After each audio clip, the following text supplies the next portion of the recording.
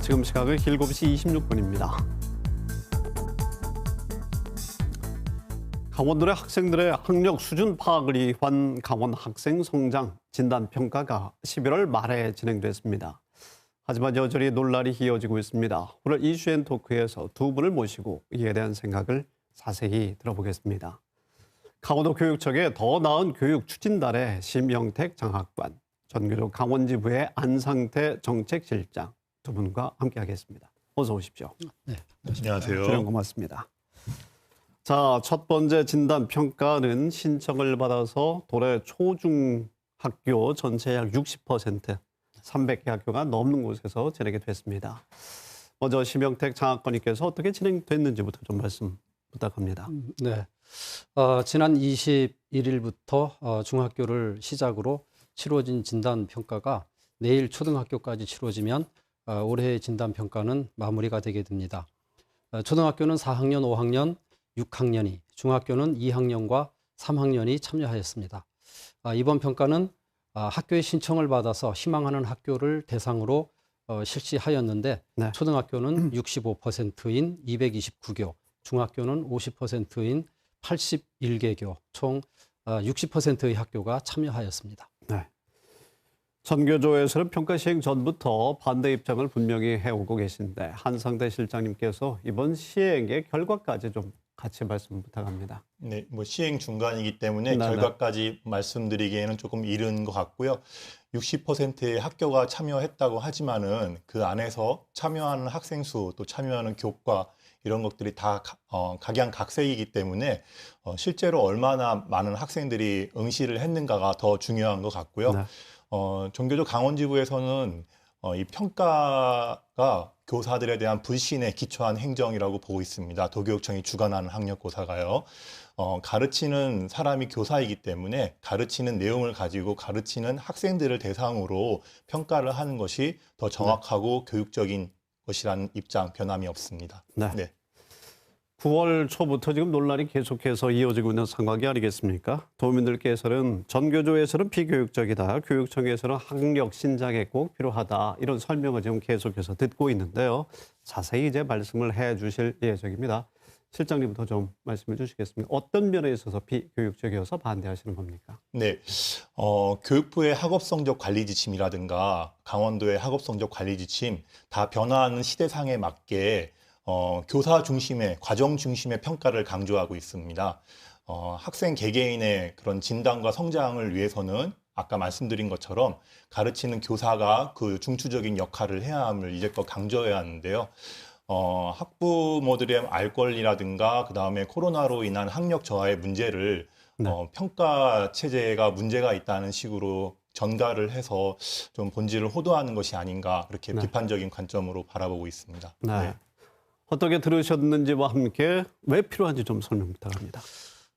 네, 모두가 다 아시다시피 지난 수년간 강원도는 학력 저하에 대한 비판을 많이 받아왔습니다. 여기에 코로나19까지 겹쳐지면서 학력 격차, 교육 격차의 문제는 강원도를 넘어서 전국적으로 문제가 된 그러한 상황입니다. 그러나 이러한 비판과 염려에도 불구하고 강원도 학생들의 수준이 정말 얼마가 되는지를 알 수 있는 그러한 데이터가 없습니다. 이러한 상황에서 네. 종전처럼 하는 것이 맞는지 아니면 변화를 가져와서 문제가 있을 때 그 문제를 정확하게 진단하고 그 진단에 따른 처방까지 내려서 더 나은 그러한 강원 교육을 만드는 것이 맞는지에 대한 그러한 생각을 함께 할 때가 아닌가 하는 그러한 생각을 합니다. 네. 학력 신장이 필요하다는 말씀에 대해서는 어떻게 보시는지요? 네, 학력 신장 당연히 필요하고요. 학교가 가르침과 배움이 이루어지는 공간이기 때문에 당연히 화두가 되어야 된다고 생각합니다. 근데 아까 장 학과님이 말씀하신 것처럼 강원도의 학생이 어느 정도의 수준인가를 가늠해 보고 싶다고 하셨는데 그것은 곧 비교와 서열화가 필요하다는 말씀이시거든요. 그렇다면 전국의 학생들과도 견주어 봐야 된다는 논리로까지 확장될 수가 있는 것입니다. 그렇다면은 교육의 본래적인 목적이 많이 가치가 훼손될 염려가 있다고 생각합니다. 네. 네, 이번 진단 평가는 학생들의 학력 수준에 어디쯤 와 있는지를 알아보려고 하는 그러한 평가 그리고 교육 과정에서 요구하는 성취 수준을 얼마만큼 달성했는지에 대한 그러한 진단에 관한 것이지 이것을 학생들을 서열화시킨다든지 또 학교를 서열화시킨다든지 하는 그러한 줄 세우기와는 전혀 무관한 학생들의 네. 수준을 진단하고 그에 맞는 맞춤형 피드백에 중심을 둔 그러한 네. 진단 평가입니다. 네. 교육감님은 이 시험지를 이제 수거한 후에 업체에 보낸다고 하셨습니다. 그래서 업체에서 말씀하신 그런 피드백을 한다고 했는데 업체에 학생 한 명당 어느 정도의 비용을 지불할 계획이시죠? 전체적으로 이번 평가를 실시하면서 지금 한 2억 5천 정도의 예산이 소요가 되었습니다. 그것은 우리 평가에 대한 그 출제에서부터 피드백 학생 개인별로 주는 그 피드백까지의 비용을 포함한 금액이죠. 그러한 그 학생들의 개별로 나누어서 평균은 산출해 보지 않았습니다만은 이러한 예산으로 학생들의 학력을 수준하고 학생들에게 맞는 개개인의 맞춤형 피드백을 제공할 예정입니다. 네. 강원도 교육청이 밝힌 공약 이행에 보면은요, 연간 3억 원의 예산을 필요로 하고 있는데, 지금 말씀하신 금액과 크게 차이가 나지 않습니다.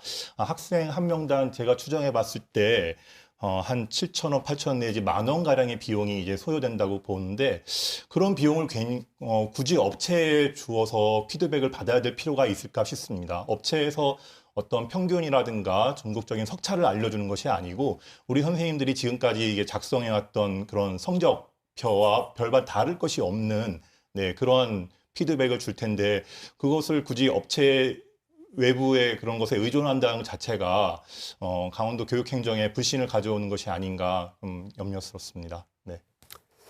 방법론에 대한 말씀도 있습니다만 이 진단평가의 경우에는 학업 성취도 평가라는 측면에서는 학력 신장에는 최고의 도움이 되지 않을까라는 이 생각을 하는 학부모님들도 많이 계시거든요. 이에 대해서는 어떻게 설명해 주시겠습니까? 네, 그런 학력 신장에 대한 부분은 아까 다시 말씀드릴 수밖에 없는데 이건 네. 교육권의 문제라고도 바라볼 수 있습니다. 네.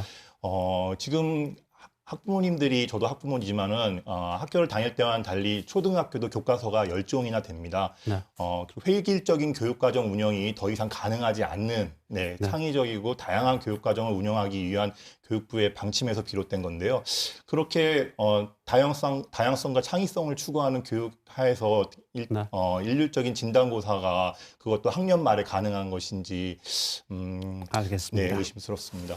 네. 내년에는 어떻게 진행이 될까에 대한 관심도 지금 많아지고 있습니다. 진단평가 신청을 받아서 할지 올해처럼 아니면 모든 학교에서 진행이 될지 도민들의 관심이 또 모아지고 있는 부분이거든요. 어떻게 보면 될까요? 네, 지금 올해도 학부모들과 또 교육 공동체의 의견을 수렴해서 네. 평가를 진행했는데 그와 같이 학교에 신청을 받아 한 그 이유 중에는 그 전교조와의 단체 협약이 있거든요. 네. 그래서 단체 협약이 존치하는 한, 현재 개정이 되지 않는 한은 저희가 단체 교섭 위반의 소지가 있어서 일률적인 전수 평가가 지금 불가능한 상태에 있습니다.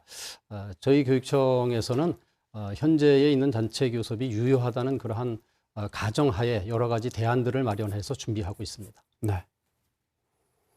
어떻게 들으셨는지와 함께 정규조 차원의 계획도 좀 끝으로 말씀 바랍니다. 예, 단체 협약은 말씀하신 것처럼 교사의 평가권을 존중하고 교사들이 다양하고 창의적인 교육 과정을 뒷받침하기 위해서 강원도 교육청의 노사가 합의한 협약입니다.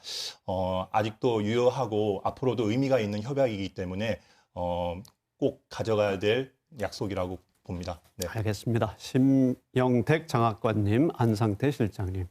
오늘 중요한 말씀 잘 들었습니다. 고맙습니다. 네, 감사합니다. 감사합니다.